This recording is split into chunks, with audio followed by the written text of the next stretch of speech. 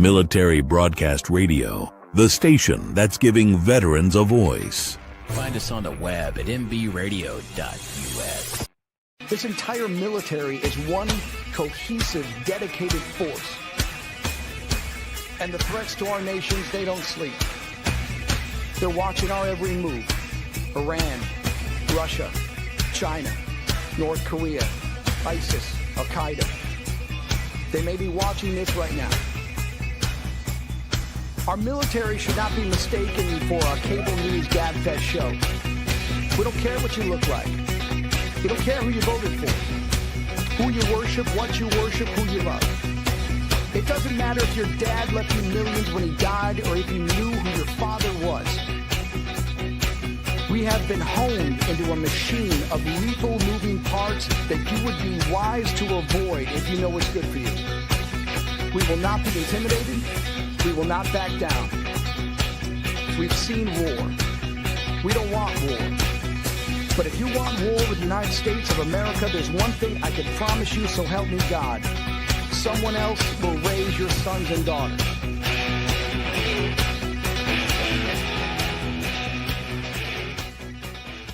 Opinions expressed in this program are those of the speakers and do not necessarily reflect the views or positions of any entities they represent. Find us on the web at mbradio.us. Military Broadcast Radio, the station that's giving veterans a voice. Find us on the web at mbradio.us. Opinions expressed in this program are those of the speakers and do not necessarily reflect the views or positions of any entities they represent. Find us on the web at mbradio.us. Join Terry with Tracer Rounds every Tuesday at 7 p.m. Central to hear interviews with veteran artists, veteran business owners, and businesses that support veterans. Tune in to see if you're on target. Catch us on Roku, Amazon Fire TV, and MB Radio, giving veterans a voice. The interview of the week is brought to you by Jersey Mike's, a sub above. Welcome back to Tracer Rounds, and I'm your host, Terry, and with me today is Jonathan Horn, who is an author and also a former speechwriter to President George W. Bush. Welcome, Jonathan. I can't tell you how excited I am to have you on the platform today. Well, thanks so much for having me. I'm excited to be here. Yes, and so you've written numerous books, and one being Washington's End and The Man Who Would Not Be Washington, and then you've got a new book coming out, The Fate of Generals MacArthur, Wainwright, and the Epic Battle of the Philippines. When did you become interested in writing military history? You know, I think it probably came from having worked at the White House and seeing the sacrifices that our soldiers make. And in this case, when I was writing speeches for President Bush, I had the opportunity to draft 2 times remarks awarding our nation's highest military award, the Medal of Honor. And for a speechwriter, to learn the stories about people who received the Medal of Honor really is a humbling experience because you learn about the courage and sacrifice that have gone into these stories, and they really, really, really do amaze you. And that's one of the things I got interested in this book was I knew that Douglas MacArthur had received the Medal of Honor, I should say, and he seemed to have received it after doing something that seemed the antithesis of what the medal represents. Instead of exposing himself to danger, he had left the Philippines on orders from the President of the United States and abandoned his army to starvation and surrender. And that got me interested in the story of another general who received the Medal of Honor for his actions in the Philippines, Jonathan Wainwright. And Wainwright made a very different vow. Instead of saying he would return to his troops in the Philippines, he vowed to stay with them and share their fate, even when that meant becoming the highest ranking American prisoner of war of World War II. How long was he a prisoner of war? Well, he surrendered the Philippines in May 1942, and he was a prisoner until the end of the conflict in August 1945. So he spent a long time in prison of the Japanese. They moved him from the Philippines to Taiwan, and then all the way to Manchuria, where he faced negative 49-degree temperatures, if you can believe it. Wow. And really, even into 1945, he had no idea when this war was going to end. We hear 1945, we think you're almost done with it, but he had no clue. He thought the conflict could last all the way into 1947. Oh, wow. I can't imagine, having no contact with the outside world and not knowing your fate as as the war is progressing, you don't even know what state it's in. That's right. And that was, I think, one of the cruelest forms of torture. Of course, during World War II, if you became a prisoner, becoming a prisoner of the Japanese was especially a harsh fate, because the Japanese themselves, as many American commanders in the Pacific discovered themselves, did not really believe in the concept of surrender. So you can imagine how they treated prisoners of war. And so there was systematic starvation, there was beatings. In the case of Wainwright, there was also isolation from the outside world, and that left him to wonder whether his countrymen would ever truly understand the decision that he had made to surrender the Philippines for the sake of his men, because he thought the Japanese otherwise would carry out a slaughter of 12 or 13,000 people who had been holed up with him inside the Malinta Tunnel on the island of Corregidor. We can talk more about that.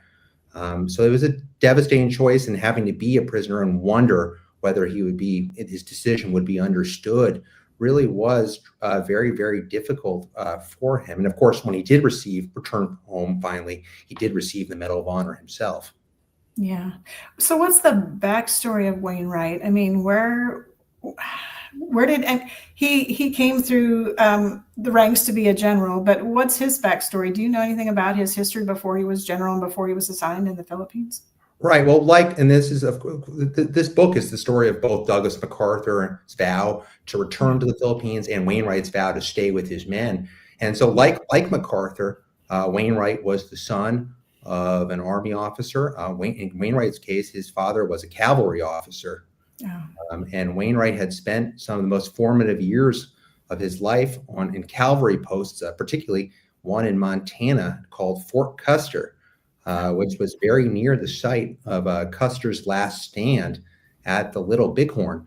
And not long afterwards either. American history is not that long. The generals who grew up, who led World War II, were growing up in the shadow of those events. And so he learned everything he could as a child about horses. He ended up going to West Point. He always knew when he graduated which branch of the Army he wanted to be in, the cavalry. Yeah. Never knew that one day on the Bataan Peninsula in the Philippines that he would have to give an order to his men to have to eat their own horses, because that's how dire the situation had become with food. Oh, wow. I can't imagine getting to that point. Yeah, I mean, when the American forces would draw into Bataan Peninsula, when that order comes in December 1941, after the Japanese invade the Philippines, very quickly food on the Bataan Peninsula becomes a serious problem. Very quickly, American soldiers and Filipino soldiers, I should say, because Americans and Filipinos are fighting together. And for sake of background for your listeners, it's worth pointing out that the Philippines were a colony of the United States. That's why it was such an important position to the United States. And as the Americans and Filipinos retreated into the Bataan Peninsula, they very quickly end up on half rations, and then in time they'll end up on quarter rations, which is about 1,000 calories a day. That's not enough for a man to spend all day in bed, or barely enough, let alone to be fighting in foxholes. So you can imagine how difficult the situation was, and of course the context that led to Wainwright having to give the order to one of the last great cavalry units in American history, the 26th Cavalry of the Philippine Scouts, that their horses would have one last heartrending service to perform. Wow. I can't imagine that. Why was the order given for MacArthur to leave? That's a fabulous question. And the answer is MacArthur himself, I think, was prepared to die in the Philippines. He had said, "They'll never take me alive." The order came from President Roosevelt. And I think if you look at the situation in early 1942, you can perhaps understand why that decision was made to order MacArthur out of the Philippines. All across the Pacific, in Hong Kong, in Singapore, in the Dutch East Indies, in Guam, Wake Island. There's nothing but Japanese victories. Only in the Philippines could Americans see what they so desperately sought, evidence that they were fighting back against the Japanese. And this effort to fight back against the Japanese had become synonymous with MacArthur, because MacArthur had control of the only form of communication with the outside world, the radio. And his communiques that he issued tended to mention only one person for the most part, and that was MacArthur. So as things progress, MacArthur becomes something more than a man. He becomes a symbol of resistance, almost being seen as too important to go down with the ship. So this controversial order is given that MacArthur is to leave the Philippines with his wife and his young son, because he's kept them with him. Most soldiers have sent their families back to the United States before the war, but MacArthur managed to keep his for various reasons. And they have to make a daring escape on a PT boat to the island of Mindanao, which is at the bottom of the Philippine archipelago, through Japanese-controlled waters. And then they take a B-17 to Australia. And when they finally do reach there, after a journey that really is quite incredible, MacArthur makes that famous vow, "I shall return." And people always say, why didn't he say "we shall return" instead of "I shall return"? Well, the answer is, if you look in the context, it would have made no sense to say "we shall return," because America had not left the Philippines. We were still there. And when MacArthur left, Washington put Wainwright in command of the full archipelago. This is March 1942. Yeah. Oh my goodness. I can't imagine a general having to leave like that. I mean, it had to hurt his heart and also his ego somewhat to be pulled out, and he wanted to battle on. That's right. And his wife remembered seeing it on his face, this look of heartbreak. MacArthur later claimed that he only agreed to the order because of two arguments. One, that he might have been court-martialed had he not accepted it, because it was an order from the President of the United States. I have to say, I think that's very unlikely. Political considerations were very important to this decision. And the only thing more controversial, perhaps, than ordering a general to leave his army to surrender would be court-martialing a general who refused to obey this order. And the second argument that MacArthur said convinced him to go was that if he reached Australia, there was an army awaiting him with which he could immediately return to the Philippines. And if MacArthur really believed that, he had deluded himself, because he knew that the United States Navy was not able to break the Japanese blockade of the islands. And he also knew that there wasn't really quite that buildup yet in Australia of the forces that would be necessary. It would take quite some time to be able to return to the Philippines. It's a little bit like returning from South America to the upper reaches of Canada. That gives you an idea of of the vast distances that we're talking about. And of course, MacArthur would finally fulfill his vow only in October 1944. Wow. Why was he sent to Australia? Was it the closest friendly area for him to go, or was there some kind of strategic thought process to him being in Australia? Well, again, if you look at the situation in 1942, in early 1942, even Australia did not look safe from the Japanese. There were concerns that even Australia might fall down. The Japanese knew that they themselves could not possibly conquer the entire Australian continent. But those were things that were not necessarily known to the Allies. And the thinking was that Australia would be the best place to form a base to be able to send supplies to the Philippines. Unfortunately, very few of these supplies were able to get through to the men who so desperately needed them on Bataan because of the Japanese blockade. So it was a natural decision to send MacArthur where you were building up supplies, and also to an important ally in the cause.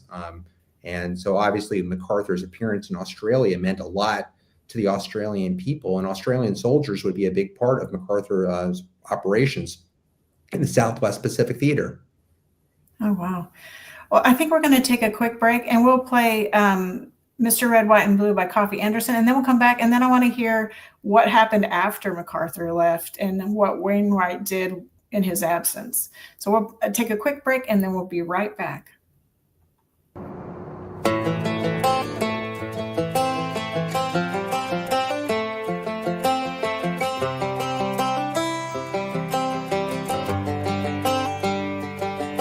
It's the guts and it's the glory. 100 stripes, 100 stories. It's the Pledge of Allegiance on the 4th of July. It's them handwritten letters from home. It's them sleepless nights alone. It's his newborn baby he left with his wife. Mr. Red, White, and Blue, lay down, here's a line. Mr. Red, White, and Blue, for these stars and stripes. Hey.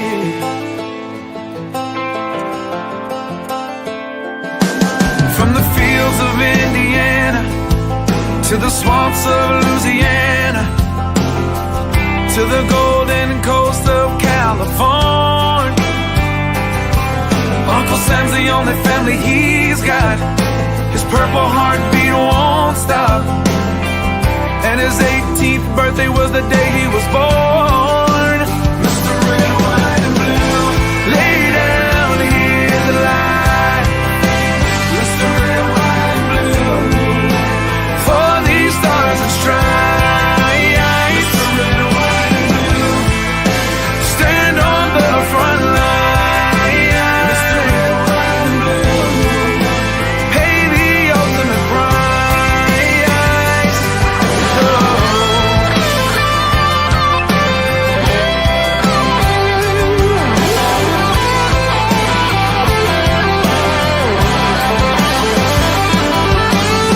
He was the man of the house when he was born. His family is proud but torn. But if you knew him, you would understand.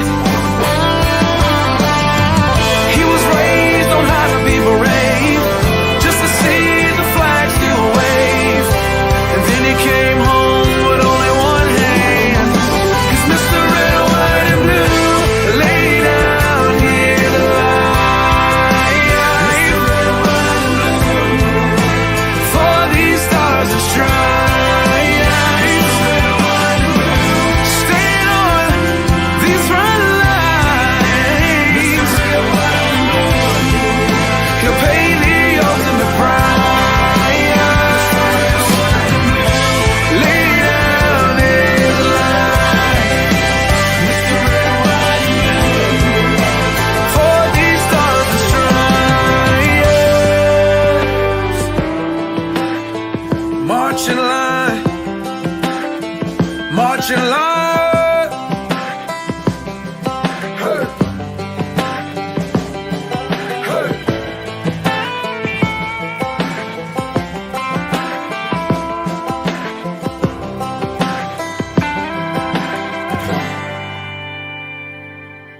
Military Broadcast Radio, the station that's giving veterans a voice. Find us on the web at mbradio.us.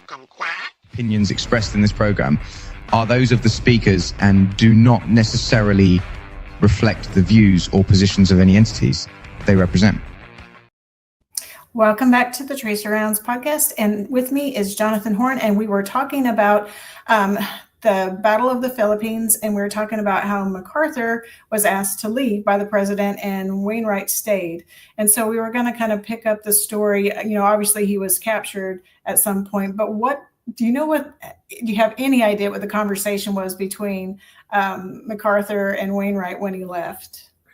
You know, we have a very good sense of that conversation, thankfully, because Wainwright left a very detailed account of that conversation. The day before MacArthur made his departure, he called Wainwright over to Corregidor. Just to give your listeners a sense of the geography, the Americans had withdrawn to two key points in the Philippines on the main island of Luzon. This is the biggest island and the most populated island in the Philippines. And they're just trying to control the mouth of Manila Bay and hold out as long as they possibly can until reinforcements can possibly reach the Philippines, which of course is not going to happen in time. So there's the Bataan Peninsula, which is sort of the western edge of Manila Bay. And then there's the little island of Corregidor, which is shaped like a tadpole off the tip of Bataan. And so Wainwright is on Bataan with the troops in a very thick jungle. And MacArthur is on the little tadpole-shaped island of Corregidor, where Americans have made their headquarters in something called the Malinta Tunnel, which is this vast tunnel complex that becomes the headquarters of American operations and can fit about 10,000 to 13,000 people. It's really a tunnel complex. Wow. It basically serves as a bomb shelter against Japanese air raids.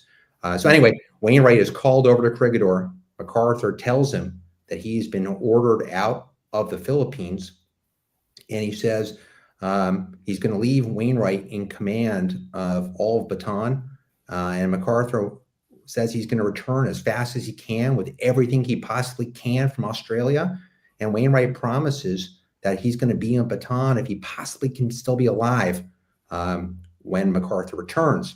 And the question that goes undiscussed, of course, is when will MacArthur return? Wainwright knows that food on Bataan cannot hold out very long. His soldiers, their bodies are breaking down.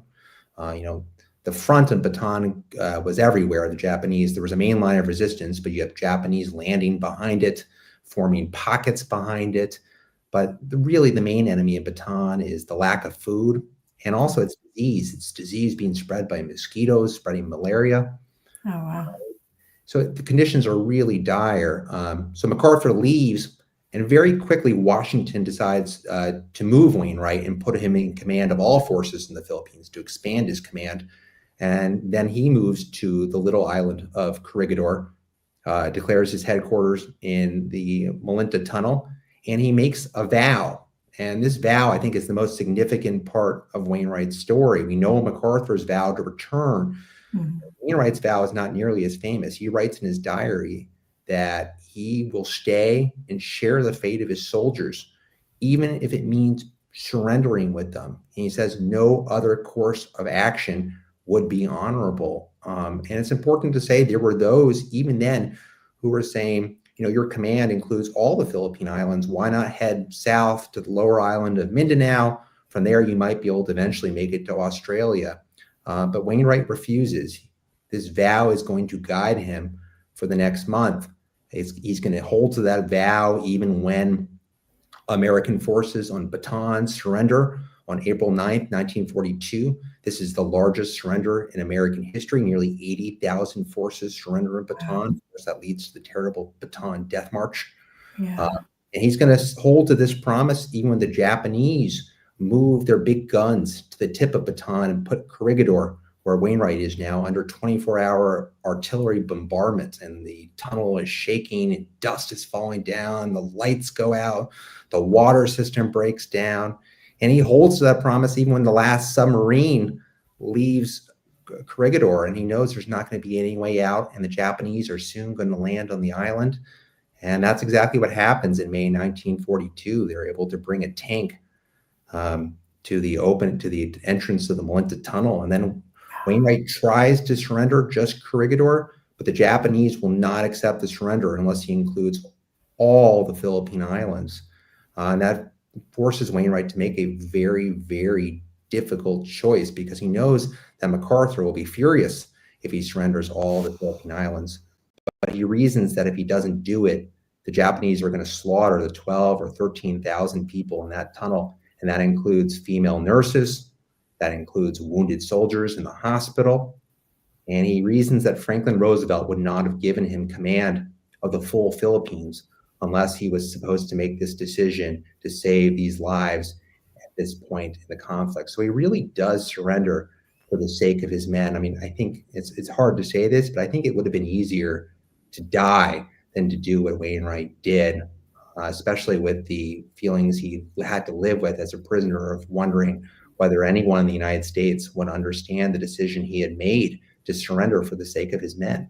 Yeah, I can't imagine that's a hard choice. I mean, what do you do? I mean, you're faced with uncertainty all the way around, uncertainty of continuing, uncertainty of backup, uncertainty of what's going to happen next. You just have no idea, and you just have to go with what you're led, I guess, to feel in your heart of hearts is the best scenario out of the worst of situations. Yeah, I mean, in some sense, our soldiers in the Philippines were a victim of the fact that the United States had made these decisions that they were going to have far-flung colonies across the Pacific Ocean. But in the interwar years, the American people were not yet willing to bear the burdens of being a great military power, to bear the burdens necessary to defend far-flung positions across the Pacific Ocean. And it was our soldiers in the Philippines and men like Wainwright who had to pay the price for that unpreparedness in the years before World War II. There was a feeling, even among the strategists in Washington, there was a war plan called War Plan Orange that called for the retreat to Bataan. But the strategists always knew that there was really no way that Bataan and Corregidor could hold out as long as it would take for reinforcements to reach the island. So it was always a flawed plan, and it became even more flawed when it was finally implemented in 1941 and 1942. And it's what led to this terrible military disaster, really the greatest military disaster for the United States during all of World War II. Wow, that says a lot, that it's the greatest flawed plan for military, I guess military strategy campaigns. So what prompted you to write this story? I know you're interested in history, but why this particular story? Was it because you wanted to tell the story of Wainwright? You know, what I realized was everybody remembers MacArthur's vow to return, but almost nobody remembers the vow Wainwright made. And as I was looking at these two vows, it seemed to me you couldn't understand MacArthur's vow to return unless you understood Wainwright's vow to stay. The story of these two men belonged in the same book. And then I found what was really a huge break for me. I found boxes of Wainwright papers in military archives. These are his diaries, his personal letters, other documents that really were a fantastic find for a biographer. And it had been more than 40 years since anyone had written a full biography of Wainwright. And in that time, these boxes had been deposited. And as a result, because no one had written a full biography in the years between, many of them had gone almost completely unexplored. So there really was a fabulous opportunity to be able to tell Wainwright's story in a way never before possible. And I think hopefully what I hope this book will do is restore Wainwright to his proper place in history and put him where he belongs, where his story belongs, side by side with Douglas MacArthur's. You know, there was a time when Wainwright was a household name. When he returned to the United States in September 1945, there were ticker tape parades for him in New York City. President Truman personally awarded him the Medal of Honor at the White House, but he has been forgotten. In a sense, he has become a footnote to the life of Douglas MacArthur. He's just a name you encounter when you read a MacArthur biography. So I think what my hope is with these new papers, there's an opportunity to be able to tell his story where it belongs with MacArthur's. And I think it also helps you understand MacArthur's story better to know Wainwright's story. Yeah, I have to agree. And I really hadn't heard of Wainwright, in that context. I mean, everybody's heard of MacArthur. Like you said, he's a household name, and I don't think you could hardly get to anybody that didn't have an awareness of General MacArthur. So how did you get started writing? Was it because you were a speechwriter? What was your degree in when you got your degree from Yale? What did you study? Well, I was an English major. English. Okay, that makes sense then. But, for me, the best training was being a fly on the wall at the White House. One of the great parts about being a speechwriter is your job, in a sense, is to explain a decision that a president makes. And that means learning to understand the way leaders make decisions. I've never had to make decisions like that in my own life, but I've had the experience of seeing a leader make difficult decisions that mean life and death for our soldiers. Because during the years I was at the White House, we were obviously at war, in the war on terror. And so it was an opportunity to see the way those decisions were made. And I think that's very valuable, because I'm a believer that history turns on the decisions of individuals. And I think this book shows that the vows that MacArthur and Wainwright made were in no way inevitable. They really were a result of both of their personalities and both of their personal stories. And I think that training I had, that chance I had, that honor I had at being at the White House was the best training I could possibly have for writing this book. What is your biggest takeaway from your time at the White House, would you say?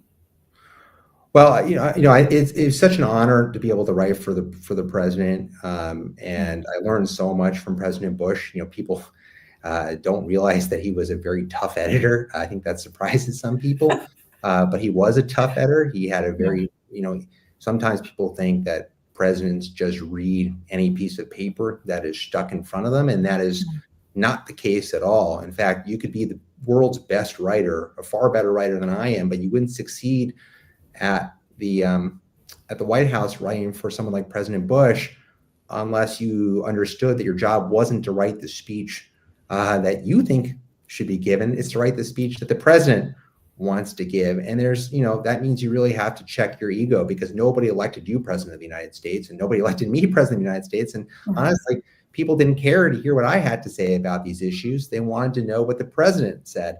And so my job was to figure out what the president wanted to say and to write things the way he would want to say them himself if he had all day to sit down and write a speech. And to be honest, when I didn't get it right, he let me know it with his Sharpie marker on the draft, or in a meeting in the Oval Office. So the president never said a word that he himself didn't believe. Speechwriters are not so powerful as people think. It's, your job really is to put the words on the page the president would write for himself if you had the time to do it. And of course, presidents have better things to do with their time. Right. Well, that makes perfect sense. And it's refreshing to know that that presidents really want their own voice heard. They just need some help crafting something that they can then refine to sound and to say what they want it to say. So it is refreshing that it is truly their thoughts and their aspirations for whatever it is they're talking about, and not just, not to say that, not to belittle your efforts at all, because certainly that's not the case, but I just mean that it's their voice and personality coming through on those speeches versus just somebody putting something in front of them, like you say, and then just reading it and blindly following the copy. Absolutely. And you can imagine, if a president said something in a speech and then afterwards said, and then someone, a reporter or a citizen of the United States asked, why did you say that? And the president said, oh, I don't actually believe that. That was my speechwriter who wrote that. That would be preposterous. Right. Yeah. The president has to take accountability for the words that are coming out of his mouth. Absolutely. And one of the pleasures of writing for President Bush, or at least in my view, was that we didn't have to guess a lot about what he would say on any given issue, or that from day to day, his views would swing wildly from one direction to another. He had very firm convictions, very firm views. And so we had a good sense of what he'd want to say on any given issue. And of course, we also had his input at the beginning of the process and at the end of the process with, as I said, his Sharpie marker. Right.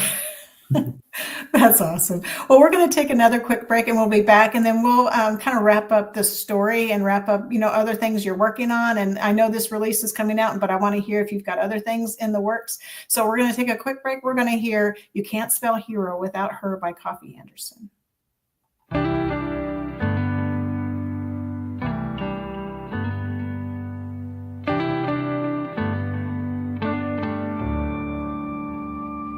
Signed up to fight for freedom. What a price you had to pay. Picture in her helmet, missing family every day. Your Lady Liberty, dressed like G.I. Jane. Some scars we'll never see. She will never be the same.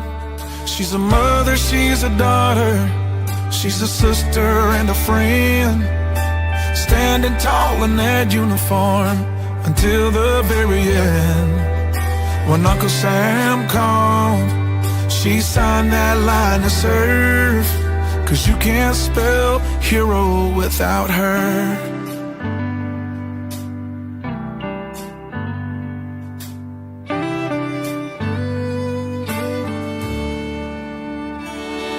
On that old dusty base with the medals that shine, she's been to hell and back, for the stars and the stripes.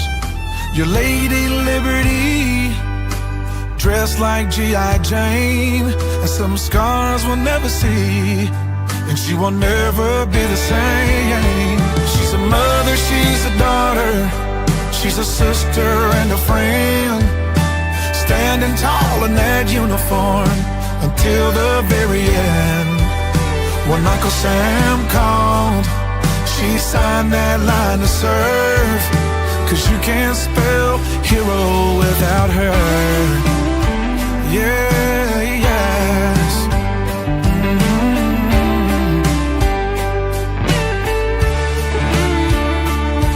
For the ones that didn't make it, we will pause and then we cry. We can still see their smile in every sunrise.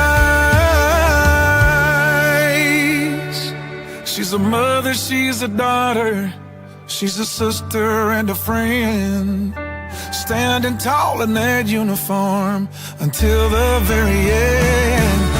When Uncle Sam called, she signed that line to serve, 'cause you can't spell hero without her. 'Cause you can't spell hero without her.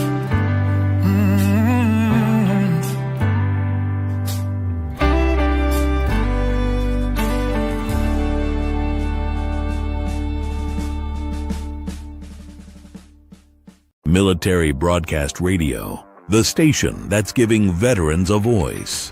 Find us on the web at mbradio.us. Opinions expressed in this program are those of the speakers and do not necessarily reflect the views or positions of any entities they represent.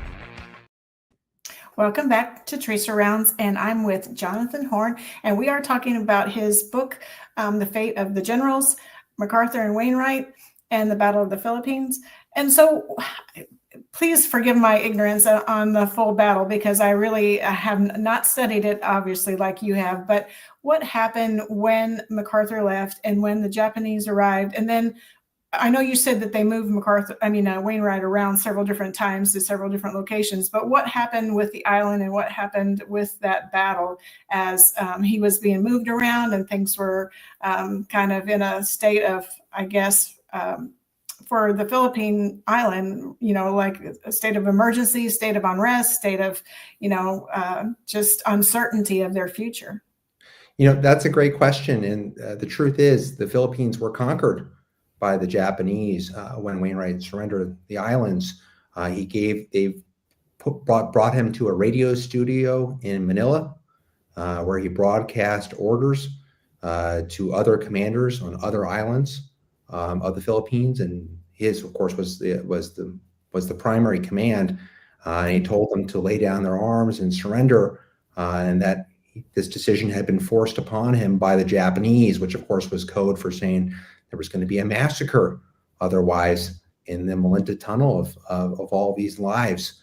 And so there is a surrender of all American forces in the Philippines. There will be some guerrilla operations in the Philippines, but it is a conquest. And I think it's important to understand what it means, because the Philippines had become an American colony after the Spanish-American War in 1898. It was actually Douglas MacArthur's father, Arthur MacArthur, who led the first American forces into the Philippines and saw the American flag raised over the city of Manila.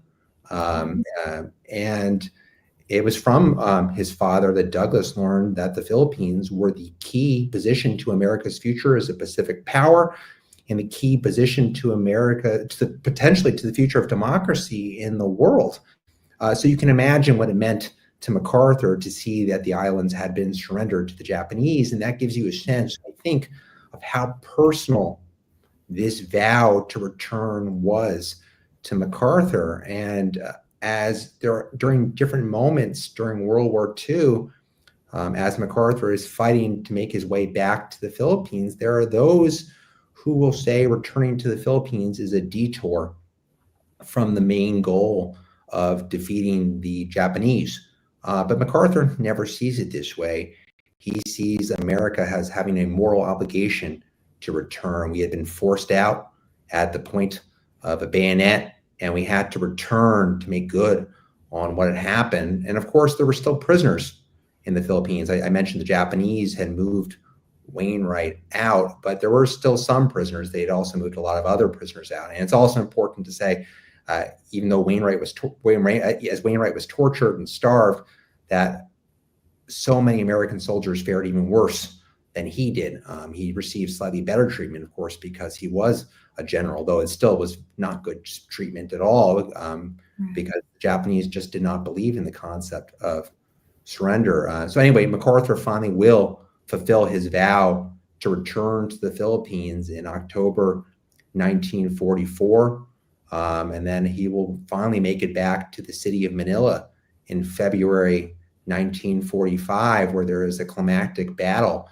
And unfortunately, the Japanese, instead of surrendering, which they don't believe in doing, as I mentioned, will destroy the city of Manila. And really one of the great atrocities of World War II. They will just level the city. They will kill as many innocent Filipinos as they can and just level block by block as the Americans move in.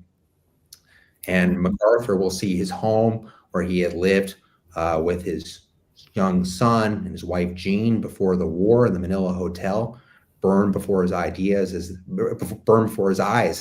as the Japanese set it ablaze. And so the destruction of Manila is the difficult part to reckon with. That in some sense, MacArthur's bid to return to the islands, which I think he was right about. I think we did have a moral obligation to return. This wasn't just any island chain. This was that could be bypassed on the road to Japan. This was American soil, and we had a special obligation. But it is a terrible irony that the Japanese, and they deserve obviously the blame for what happened, do destroy the city in this just awful atrocity. It's, the pictures of Manila when you see them after the battle, the city is just flattened. It's just horrible to see. Yeah, I can't imagine. And so when they leveled everything, then what did MacArthur do then? I mean, he came back and he basically fought back and won the island back. Is that what happened, or what? He just pushed the Japanese out? Like what? Well, so the Japanese will keep fighting in various different places in the Philippines until really the end of the war. They'll have some forces still fighting on. He does manage to retake the city of Manila, and then he sends forces out to take back other islands of the Philippines. And again, there's no real order from Washington for this because the focus on Washington is getting to Japan, but MacArthur really does have his own agenda in returning to the Philippines. And I think to understand how personal it is, you just have to look at his own history. These are the islands that his father helped bring into the United States. These are the islands where his son had been born, where he had lived with his wife. And these are the islands that he thinks are the critical position to America's future as a Pacific power. And these are the islands where he left behind, did what no general, can ever wants to do. Yeah. Left his army behind in 1942. So when you hear those words, "I shall return," they made sense at the time because the United States hadn't left, but they also made sense because it was a personal vow from MacArthur to the people of the Philippines. And one thing is certain: there are different opinions about Douglas MacArthur in the United States, but he was a beloved figure in the Philippines, and his name meant a lot there. The MacArthur name meant a lot there because they remembered his father. Yeah. So do you think they held any kind of animosity towards him for leaving? Like just abandoning, in their minds, maybe abandoning them, the Filipino people, in the army, the Filipino army, and obviously the men too. I mean, they probably thought, well, why is he leaving and why aren't we leaving? But Wainwright was there, so I guess that gave some stability. But what was kind of the thought, do you think, on the island of his leaving?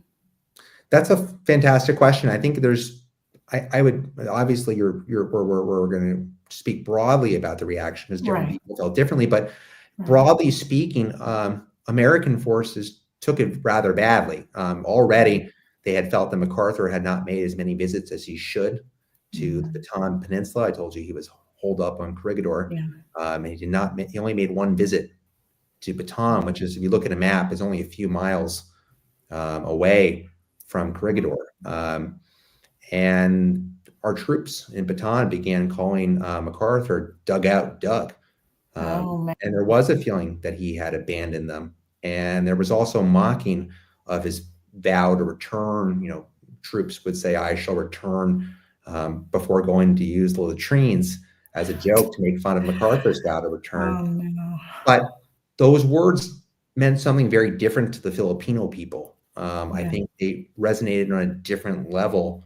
There was a feeling that America had failed the Philippines, but Douglas MacArthur would keep his word. And MacArthur always felt that the words really did inspire guerrillas, and they kept hope alive in the Philippines during the dark years of Japanese occupation. And I think there's every reason to think that's true, that they really did inspire the Filipino people and keep hope alive. And then, of course, when he fulfilled his word, there is a special relationship between the United States and the Philippines. I think a lot of Americans don't necessarily remember the history, unfortunately, but the Filipino people do remember the history. They remember that Douglas MacArthur kept his vow to return to the Philippines. And of course, the Philippines remains a very important ally of the United States today. Yeah, I mean, we have a lot of people from the Philippines in the Army too. I mean, they want to join the Army to, spread democracy across the world like it was in the Philippines. So yeah, I think they do remember. Right. And, we still have a mutual defense treaty with the Philippines. And of course, there's new tensions off the coast of the Philippines with China. And in the South China Sea. And so this remains an important spot. And it does, I think, also, one of the lessons of this story, there's a number of lessons, but one lesson is the importance of keeping your word. And you can see how that keeping your word does have an effect through the generations. People remember when America keeps its word to a place. Yeah, and so I think he did a really good thing by saying that, even though it sounded, I guess, to some to be kind of bolsterous and kind of, self-serving, but I think he did say something in history, in historical context, that affected how we go forward today with the Philippines and all that. If he hadn't said that and he hadn't returned, we could have a whole different outcome in the Philippines. I think with how we have agreements and with how we, interact with them, I think it could have been quite different if he wouldn't have done that. Yeah, I think both, history is complicated, and both things can be true. It is a terrible thing to abandon your army, even though it's important to say he received orders from the President of the United States to go. It's a terrible thing to ask of a general. And, MacArthur should have visited his troops more in Bataan. They needed to see him more, and he should have been there more. I don't think he could bear to tell them the truth, that help was not on the way. And that is something that affects MacArthur's reputation. But it is also true, I think, that he was right, that it was important to keep this vow to this island chain. And it took a lot to hold America to keep his promise. In a sense, his personal vow became a national commitment for our entire country. That's true. I didn't think about it like that, but he was committing the U.S. to returning with his saying, I will go back to the island. So tell us where we can get your book, because I received a PDF copy that I'm going to read. I started reading it, but there was no way to skim it to get to the end that fast. So I'm really looking forward to really delving into it and taking some time. But tell us where we can purchase your book. Well, it's the Fate of the Generals, and it's on sale on Tuesday, April 15th, and it's going to be sold at Amazon, Barnes & Noble, wherever books are sold, your local bookstore, and it's available already for pre-order. So if you order it now, it'll be at your house on Tuesday, which I realize is tax day, but this is a reason perhaps to look forward to Tuesday, I hope, and to bring something good out of Tuesday, a day that not everybody looks forward to. Exactly. But they call it Super Tuesday because they do tend to do book releases on Tuesday. Is that right? Yeah, books are almost always released on Tuesday. That's true. not always on April 15th, Tuesday. Right. But It's a nice diversion from taxes and whatnot, just kind of exactly, delving into history. exactly. So why is that what you write about? Are you just fascinated with history? You said because you were at the White House and because you heard about conversations about, goings on operations and this type of thing. But is that why you really tend to write, biographies and historical type writings versus some other type of genre of book? Yeah, this is my third book. I had written a biography of Robert E. Lee before called The Man Who Would Not Be Washington. I had written a book about George Washington's last years Yeah. called Washington's End. And then this book. And in all those books, I've always been amazed to find the power of understanding the decisions that individuals make. And I think our soldiers understand that because all the time they have to make decisions that are unfathomable for others to have to make. And the other thing, I'll be honest, is I really do like looking at old papers. Some Yeah. people wonder if that's a fun part of the job. It's there's two parts of researching a book. One is getting into the archives, looking through old letters, old diaries. And I think to myself, as I'm doing that, how lucky am I to be able to hold in my hands the letters that a man like Jonathan Wainwright wrote, and to be able to see his inner thoughts in these incredible moments in history. And the same for Douglas MacArthur. And of course, the other part of researching a book is getting out and seeing the places where this history actually happened, which required making a trip, of course, to the Philippines, which was, just eye-opening to be able to see the places where this history happened, the Bataan Peninsula, Corregidor, the city of Manila, which, by the way, you look at the city of Manila, the Manila Hotel is rebuilt. The thick ancient walls of the intramuros of the old walled city are rebuilt, and same with a lot of the neoclassical government buildings that the Americans built. But they're all reconstructions because so much of it had been destroyed during World War II. So you see things in a way that you just can't see from all the way across the ocean in the United States. And so those two things, the chance to look at it and look at the old papers and the places where history happened, and then get down to writing, which I've always loved doing. And what an honor to be able to spend my time with men like Jonathan Wainwright and Douglas MacArthur. I think that's inspiring. I really agree with you. Delving into those papers, I mean, a job I have kind of looks to history of like a city or something like that. So I love seeing what a mayor has thought about doing because, this was in place or that was in place. So it really is, like you're putting the pieces of the puzzle together to understand, the point of reference for some of these people that you're writing about. So I really do think you're right that it is such a great thing to be able to just really delve into the mindset and what was happening at the time and really write about it and really kind of bring their story to life once again. I mean, because obviously there's people that lived through it, but the rest of us that weren't there and didn't have any awareness of what was going on, this is the opportunity to really gain that inside knowledge and awareness of what was going on and the dynamics of the situation and then the dynamics of the decisions that were made. Yeah, I think that's absolutely right. And, we're 80 years to the end of World War II this year. In February was the 80th anniversary of the Battle for Manila. This is going to be the 80th anniversary at the end of World War II in August. And after all that time, there are still stories that are new to the American people, still things that we're learning. I mentioned that it had been more than 40 years since anyone had written a biography of General Wainwright. And in that time, all these new papers become available that let us understand the decisions he made in ways never before possible. Yeah, it's just amazing. Well, we've got just a couple of minutes. Is there anything else you want to tell us about any new projects you're working to or anything else that you just want to let us know about?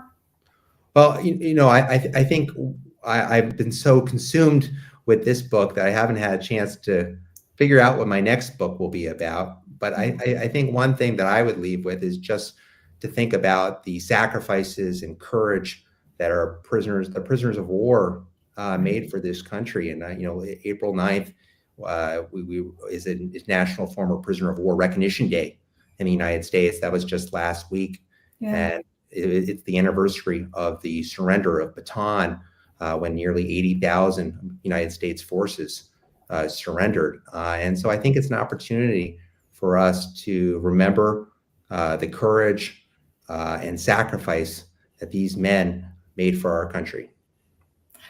I applaud you for writing those books and for really bringing those stories to life for us, because, really there is so much that is untold when it comes to some of these battles and some of these scenarios, because, reading those papers, like you say, you see details that weren't public before, that no one ever knew about why a decision was made or how it happened or who all was involved in those types of things. So I really applaud you for writing those stories and really bringing those generals and bringing those soldiers and those that were fighting those battles to the forefront, to allow us to celebrate what they've done for this country and really kind of inspire the next generation of patriots. Well, thank you. Thank you for saying those words. And the other thing is, there's a lot of lessons to learn from history. And there's certainly lessons in this book for us today as we look at the challenges we face in the 21st century. True enough. Well, I thank you so much for coming on the podcast. I can't tell you how inspiring it is to have you. And then what an honor it is, too. I mean, speechwriting at the White House, I just can't even imagine. How did you get selected for that, by the way? If you can believe it, there was a test I had to take. I had been writing for a cabinet secretary, and I was given an audition of sorts, of a phony speech that I had to write up. And, I don't, in hindsight, it wasn't too good probably, but they saw enough that they gave me a chance to come aboard. And there were about 6 speechwriters for the president, and I got to learn and to have that great honor of writing for the president, which, again, for me was just the greatest learning opportunity I could have asked for.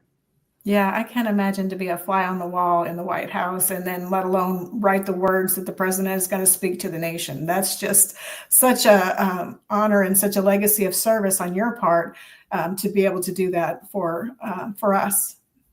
Thank you. It was a unique opportunity for me, and I'm just so grateful to President Bush for giving me that chance, because I learned so much. Yes. Well, thank you so much for being on the podcast tonight. And we look forward to reading the book and hearing more from you in the future. Well, thanks so much for having me tonight. I really enjoyed our conversation. Yes, me too. And so everybody go out and buy the book April 15th, The Fate of the Generals. So nice to see you. Thank you. Thank you. Ladies and gentlemen, thank you for tuning in to Military Broadcast Radio. As we wrap up today's show, we want to remind you that the podcast of today's episode will be available right after we go off the air. So if you missed any part of the show or want to listen again, be sure to check it out. And remember, we're here to support and honor our veterans. Your stories and experiences matter, and we are committed to giving you a platform to share them. That's right. We're here to give our veterans a voice. So don't forget to catch the podcast and stay connected with us. Giving our veterans a voice.